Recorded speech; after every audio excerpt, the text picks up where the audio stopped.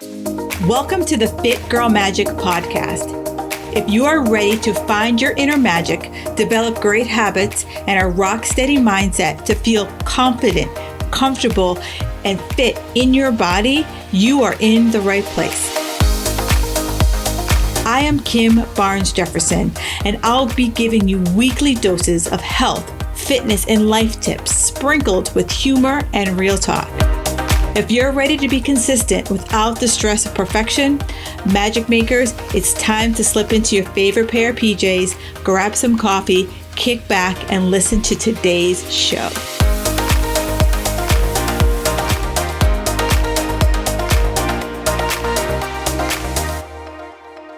Hey, magic makers, it's this week's iTunes review. Amy W. Fitness says, Kim knows her stuff. Keeps it real on all levels. 5 stars. Awesome podcast series on relatable topics that women deal with. Kim's advice, along with her sense of humor, is what everyone needs to find their fit girl magic. Well, thank you so much, Amy W. Fitness. That warms my heart. If you haven't yet left your review, please head over to iTunes or wherever you listen to your podcast and hit rate. And then hopefully it's a 5-star hint and leave me a review. Thanks. All right, Magic Makers. Today I'm going to kick off a series. And the series is more about the changes that need to be made once you hit this midlife, once you hit this 40-something age. And for many of us, including myself, it was a really hard pill to swallow, right? Because, I've been, working out and eating healthy, I'd say for, at this point, over 20 years. It's my identity. It's who I am. And I know for many women listening to this, I can say half of you are like me. Like, yeah, that's totally like you've always gone to the gym. You've always, made healthy choices, the whole bit. And then there's the other half of you who's like, oh, shit. I got to get my shit together, right? And, I want to talk to both halves, and that's my hope. And for those of you guys who are new to this and you don't feel heard, please let me know, because I want to make sure I cover topics for you, because I know that in this midlife, this lifting, working out, eating healthy, it's paramount to helping us navigate this menopause, helping us navigate losing the belly fat, helping us navigate all the havoc that hormones are wreaking on us. So I want to start with workouts, because that seems like, most people, that seems like the easiest thing for most people to do, right? Most people, working out is the easiest thing, because you feel like you're doing something, right? I go to the gym and I feel the things, right? I feel like, oh, I'm sweating. Oh, I'm lifting. I feel the things. However, I know that I am an OG gym rat. And for years, I was convinced that if I wasn't at the gym for 2 hours, why bother? Right? That was my whole mindset. And that I had to do gym bro splits, right? It was like bis and tris, chest and back. I had to do it that way. A day for legs. And I had to hit all the body parts or I wasn't going to get results. Now, here's the thing. Yeah, when I was younger and I was training for fitness competitions, that was a thing.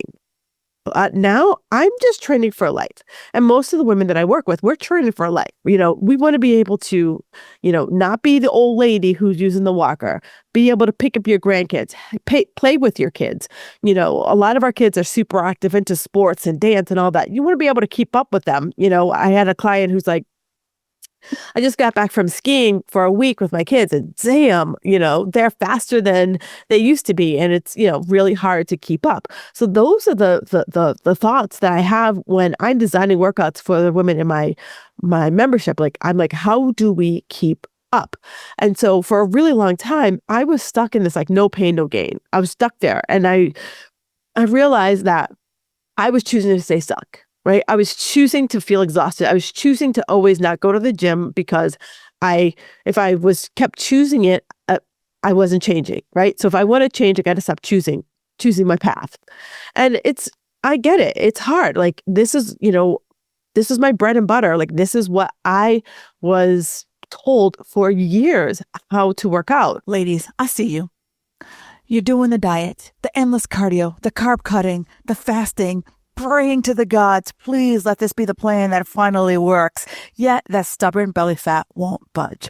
What if the problem isn't you, but your approach? Yeah, that's exactly why I created 5 ways to crack the belly fat code.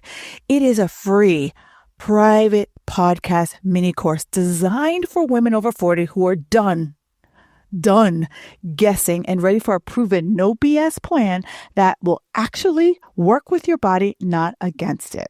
And over the mini course, I'm going to be breaking down why everything you're doing isn't working and why it's not your fault. The number one mindset shift that changes the game for belly fat loss, how to work smarter, not harder. Spoiler alert, it ain't putting more time in the gym and it ain't cutting on your calories. The ultimate belly fat playbook, simple, sustainable, science-backed strategies. Yeah, no gimmicks, no BS, just real practical strategies that you can actually stick to. Sounds like you? Yeah, I got you. Do me a favor. Go back into the link in my bio and you'll be able to get instant access to all 5 episodes and binge them. They are no more than 10 minutes each. Or you can listen to them at your own pace. So if you are tired of wasting your time on things that don't work, this is for you. Let's finally crack that belly fat code together. All right, magic makers, you got this. It was at minimum 6 days a week I was at the gym. It was at minimum 2 hours of cardio. It's at minimum, 90 minutes my workout had to be. And it was hard. And, as I turned 40 and, I started packing on the weight, these workouts weren't serving me. And the science behind it is that we no longer have the progesterone on lock. And progesterone is the hormone that really help us blunt stress. And when that gets a little wonky, we don't have that buffer anymore. It's kind of like we all have that buffer friend. Like there's like in a friend group, there's that buffer friend who like kind of smooths things over between 2 people. Well, progesterone ain't there no more. So we have to start to shift our workouts so that we are able to no longer feel exhausted all the damn time, but also be able to do it. When I first start working with clients and I ask them, like, what's keeping you from being consistent? And the number one thing I hear is time. Like, Kim, I want to do it, but I don't have time. Time. So this is the way I have structured my workouts. And it's been a game changer for me because 1, I look forward to them. I want to do it. It's realistic for the amount of time that I have in my life, or correction, the amount of time that I want to put into a workout these days. I'm excited about them because I know that I'm not going to feel beat down after them. I'm going to feel more energized. I can easily plan for this in my life. Like, it's not like, okay, I can go for an hour here, but then I got to come back. I don't have time for those 2-a-days anymore. Like, I look back at my life and I'm like, good golly, how did I do that for so flippin' long?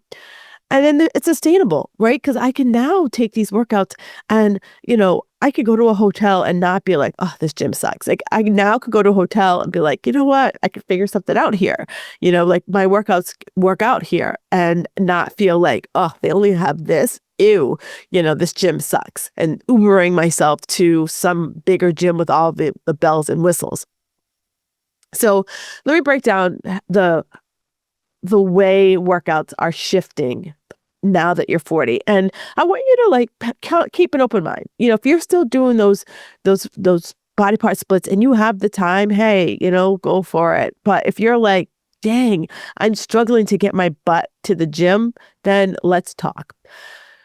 So it's a warm up. Back when I was newbie PT, newbie personal trainer, my clients, hey, get here 5 minutes early so you can hop on the treadmill and, do a quick jog or do a quick power walk or hop on the elliptical or the Stairmaster. Blah.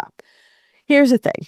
We don't, like, us ladies over 40, we got a lot of like aches, And so one of the ways to kick off your workout now is mobility, right? It's dynamic stretches, foam rolling, to get your body prepped for all the work that you're about to do. Hopping on the treadmill for 5 minutes, it's not going to cut it anymore for us. You can still do that. Like if that just like, I live in New England and it's been colder than it, which is bleep, bleep. And that is, if you just want to get like physically warm and then move into this mobility work, absolutely do that. So, I know that now that I've started doing more mobility work before my workouts, my hips are so much happier. My calves are so much happier. Many women I hear or work with that deal with plantar fasciitis, that foam rolling and that pre-calf work before the workout, game changer. Makes my lifts feel a little bit easier by doing that. And that's giving your body a nice little like, hey girl, hey, before the workout actually starts. And the first thing I add in with my workouts are power moves. And power moves are more like plyometric moves. Now I know somebody's like, girl, you're trying to kill me. My body hurts. And a plyometric move doesn't necessarily have to be jumping, right? Because I know for some people, knees or hips or something don't feel good when you jump, and that's okay. So when I'm talking about power moves, power is for us to be able to move quickly. And in life, I want you to think about moving quickly. Like, do you ever see like a glass falling and we want to go catch it before it falls on the floor? You have grandkids and they're running around and you're trying to chase after them and grab them and move them. That power, putting my suitcase up into the overhead compartment, that's power. So these are like strength moves that require me to work in an explosive way. So these are ways that I can easily take an ordinary movement and like feel like a superhero. And these are smarter dynamic moves. So it could be squat jumps, kettlebell swings, a bit of jump rope. There are plenty of ways for you to get like these kind of dynamic, explosive moves without feeling like you're doing like, the crazy circus workouts. And these are just literally like probably like 3 minutes in the beginning of your workout, just when before we zap all of your energy. And they're just able to like make your like kind of kickstart your workout. And then, I talked about like, I no longer do body part splits and I no longer program body part splits. It's like, I build your workout how your body works as a machine, right? Your body's a machine. So if you think about it, we do things in life that we are pulling things towards our body, right? We do things that we are pushing things away. We are doing things like skidding out of a chair. So what I'm trying to do and mimic in the workouts are acts of daily living. So what are some of the exercises that are going to help you push things in life? What are the exercises that are going to help you pull things in life? What are the exercises going to help you, get up off the toilet in life, right? So that we're working on both pieces of it. So like, yeah, we're getting stronger, but it also at the same time, you are building muscles that are going to help you with acts of daily living. And yeah, for those women who have the extra time, I always throw in some type of accessory workout. I'm like, what's an accessory workout? Accessory workout is like, the sexy muscle. So like, adding a little bit more bicep curls, adding a little bit more tricep for, those of us who are feeling like that, we got that turkey gobbler underneath our arms, adding in some finesse where we're doing a little bit more like working on our quads or our hamstrings or doing some more glute work so that you do get the sculpting, the toning that you're looking for. But we also throw in the like, this is how I'm going to keep that walker at bay. This is how I'm going to easily get off the toilet without needing that hand grip. And while we're doing that, incorporating like balance and stability work. And, one of the things is as we age, like we lose our balance and stability. And, the statistics about breaking a hip, losing your balance and breaking a hip once you get past 70, the statistics are absolutely ridiculous. Hang on, I'm actually going to like Google that right now in real time because I know that, there we go. I know that is such a big thing. And I remember this woman when I first started training, she was in her 70s and she was like this like tough old biddy. And she was like, I'm training because I don't want to break my hip. And she said, I took care of my mom. She broke her hip and she was in her like 90s. And it was a bitch to get her to recover. So what it says is that mortality rate of individuals 80 years old or older breaking their hip is 30%. So if I break my hip, I have a 30% chance of surviving that, right? And that's not what I want, right? Because usually what happens is when people start to break bones, then they lose their acts of daily living, right? So they are unable to bathe. You're unable to bathe and get around, and it could take longer because we're older, so it takes us longer for our bones to survive. And 20% of you end up in long-term care facilities. I'm not saying this to like scare you. I'm saying this to be like, you know what? This is something that I can fix, right? This is something that by my incorporating the single leg stuff into the workouts, I'm able to manage my balance. I'm able to manage my stability. The best way I always talk about like balance is that, have you ever, been walking and like there's like a little ice or a little puddle and you kind of like feel yourself like slide?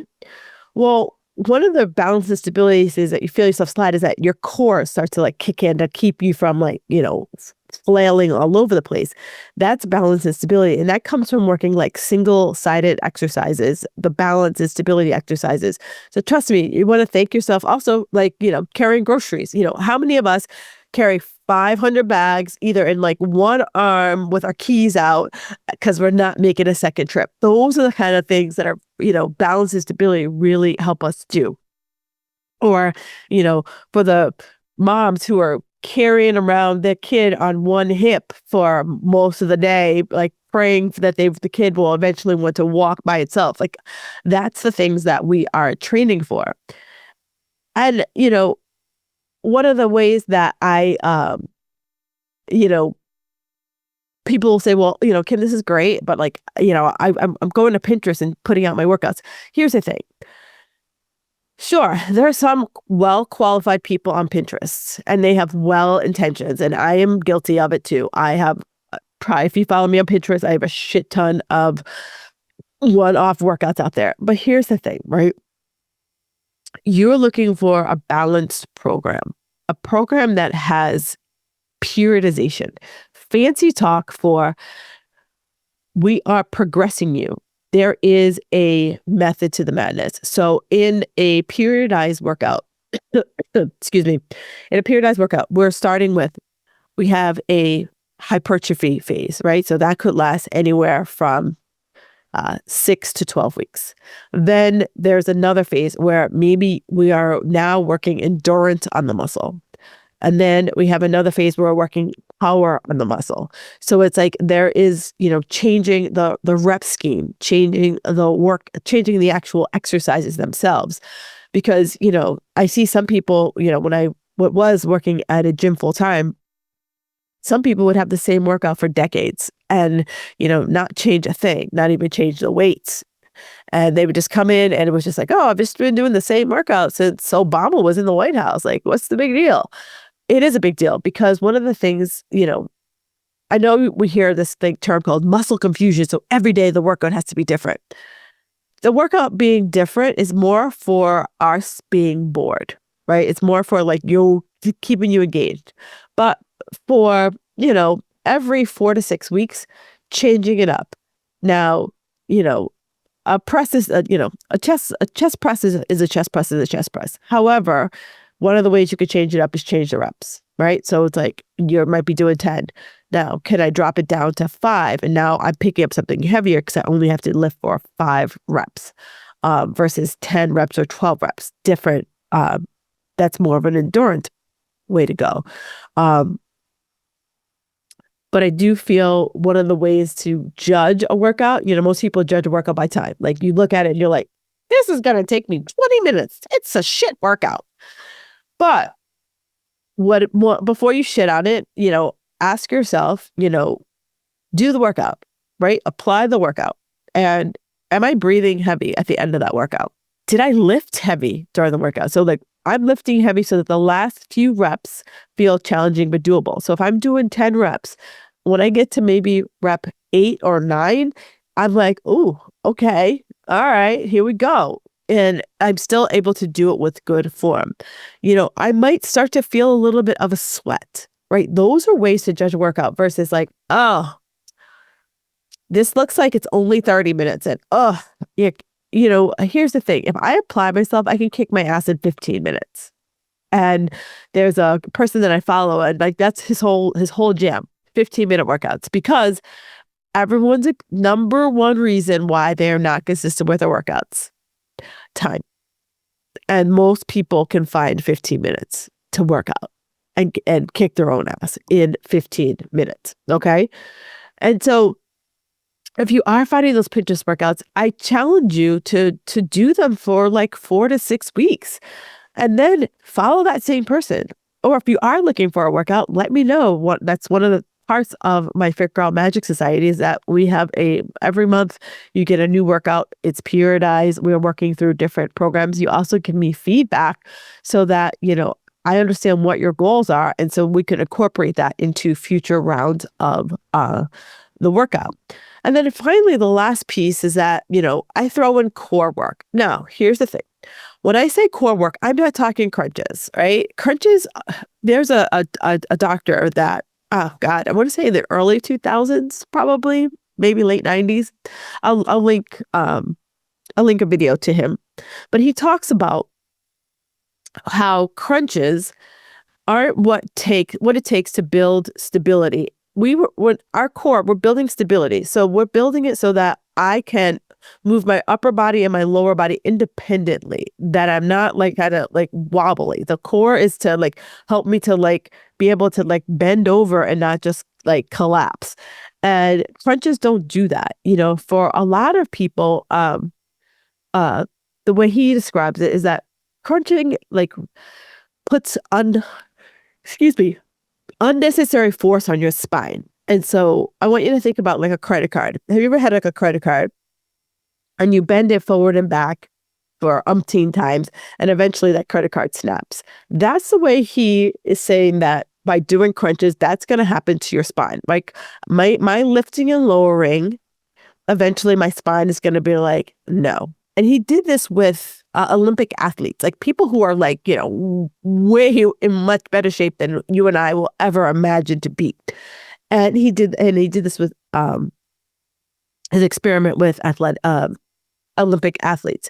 And so one of the things is that, many people think like, oh, I got to keep doing core exercises to get a six pack. And I'm going to, say something that's going to be hard to hear. Not everybody is made to have six-pack abs.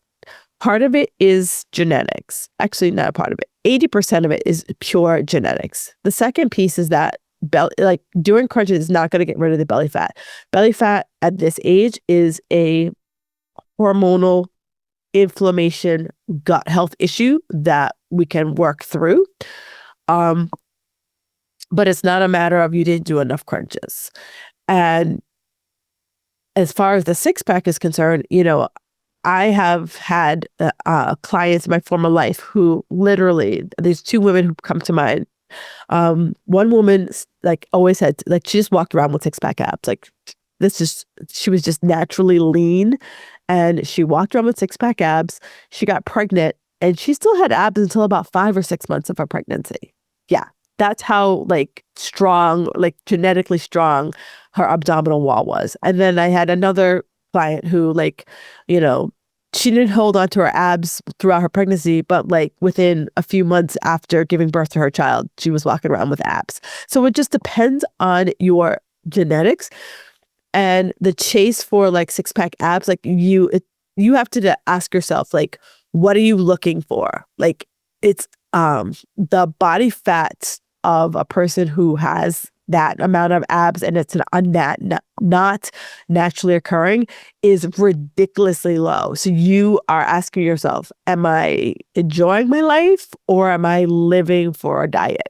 And if you want to live for a diet, rock on with your bad self. Like, because at some point it just gets old, right? And that's what you have to decide for yourself. But the core exercises that I throw into my workouts are more about helping you make that core nice and strong so that, when I do deadlifts, I'm not feeling it in my low back. When I do bent over rows, I'm not feeling it in my low back, right? I'm able to like stabilize my core enough so that I'm able to really use the muscles that are supposed to be working versus having my low back kick in because my core isn't strong enough to support, support what I'm doing. And then at the end, I add in about a 10-minute, what I call finishers, right? So it's like half conditioning, half strength training. And it's a way to just like kind of, the whipped cream, nuts, and the cherry on the workout. And, most people were like, Women Over 40, don't do cardio. I'm never saying run from cardio, but what I'm saying is those hours-long cardio is not going to help you. But these like quick 10-minute blasts are really just another rev of the engine before the workout is over. And so, this is, the workouts last about 45 minutes. Could they last longer? Yeah. If you take a little bit more rest and recovery in between the sets, yeah, they probably could last a bit longer. But that's your discretion. But I also, if you need a shorter workout, there's an easy way to cut down the workout and to make it 15 minutes. And that's what I work with a lot of my clients on is how do we remain consistent with these workouts? So, ladies, a killer workout isn't about clocking endless hours, right? It's not about, how many hours can you spend at the gym? They are not paying you. You are paying them, okay? And it's about quality, right? We want smart moves that encourage your body to, one, get stronger and build some more muscle. And if you're ready to ditch the more is better mindset, then join me in this fresh approach to fitness. Let's start working smarter towards our goal, feeling stronger, and actually be excited about the workouts that we're doing versus, oh my God, I got to go work out and beat myself up. Like, no, we're going to work out and going to get stronger so that I am the strongest old lady in the nursing home. All right, if that is your jam, do me a favor, screenshot this and be like, oldest lady in the nursing home. All right. Have a fabulous week, and I will talk to you guys next week. Enjoy your day. Thank you for listening to the Fit Girl Magic podcast. If you've made it this far, yay. I'm thinking you enjoyed the show. Let's continue the conversation on Instagram. You can find me at Kim Jefferson Coach. In order for me to keep sharing this message, do me a favor and leave me a 5-star review on iTunes. While you're there, don't forget to subscribe so that you won't miss an episode. New episodes are available every Wednesday. The Fit Girl Magic podcast is intended to provide you with tips, tools, and strategies that will help you make better decisions about your health. I really appreciate your feedback and your support. Thank you so much.